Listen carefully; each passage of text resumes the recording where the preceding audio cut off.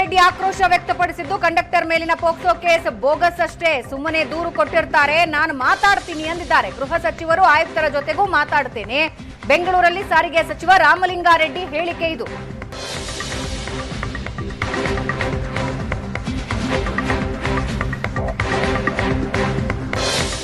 ಬಿಟಿಯಿಂದ ಸೂಳೆಕೆರೆಗೆ ಹೋಗುವಂಥ ಒಂದು ಬಸ್ಸಲ್ಲಿ ಕಂಡಕ್ಟರ್ ಹೆಸರು ನವೀನ್ ಅಂತ, ಆಮೇಲೆ ಡ್ರೈವರ್ ಹೆಸರು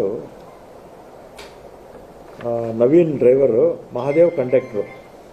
CBTಯಿಂದ ಸೂಳೆಕೆರೆಗೆ ಹೋಗುವಂಥ ಸೂಳೆಬಾವಿ ಹೋಗುವಂಥ ಸಂದರ್ಭದಲ್ಲಿ ಬಾಳೆಕುಂದ್ರೆ ಅಂತ ಒಂದು ಊರು ಬರುತ್ತೆ. ಅಲ್ಲೇನಾಗಿದೆ, ಎರಡು ಮಹಿಳೆಯರು 2 ಟಿಕೆಟ್ ತೊಗೊಂಡಿದ್ದಾರೆ. ಮಧ್ಯದಲ್ಲಿ ಆ ಹುಡುಗನ ಹತ್ರ 0 ಟಿಕೆಟ್ ಇತ್ತಂತೆ. ಹಾಗೆ ಇವ್ರು ಕೇಳಿದ್ದಾರೆ, ಗಂಡಸರಿಗೆ 0 ಟಿಕೆಟ್ ಹೇಗೆ ಬರುತ್ತೆ ಅಂತ. ಆಗ ಇವ್ರಿಗೇನಾಗಿದೆ, ಭಾಷೆ ಸಮಸ್ಯೆ, ಅವ್ರಿಗೆ ಕನ್ನಡ ಬರೋಲ್ಲ. ಯಾರಿಗೆ? ಆ ಹುಡುಗ ಜೊತೆಯಲ್ಲಿದ್ದವ್ರಿಗೆ. ಆಮೇಲೆ ನಮ್ಮ ಕಂಡಕ್ಟರ್ ಕನ್ನಡದಲ್ಲಿ ಮಾತಾಡಿ, ನನಗೆ ಮರಾಠಿ ಬರೋದಿಲ್ಲ ಅಂತ ಹೀಗೆ ಮಾತು ಬೆಳೆದಿದೆ. ಆಗ ಆ ಮಹಿಳೆ